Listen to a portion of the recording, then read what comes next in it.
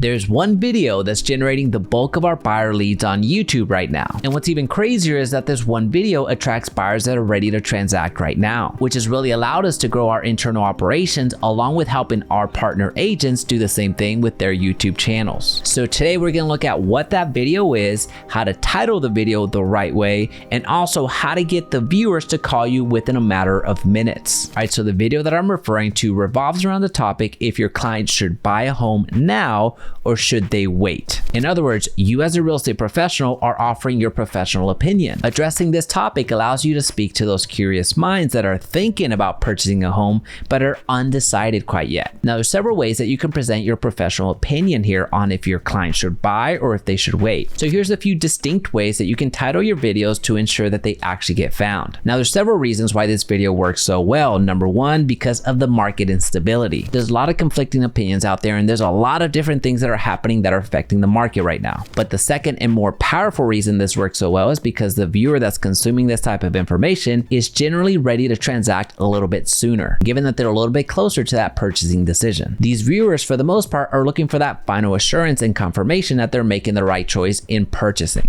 Because remember, this is one of the largest financial decisions that they're ever going to make. But here's the most important part. This is going to be the determining factor if you actually get leads or not. The number one thing you have to do in this video is share the good and the bad.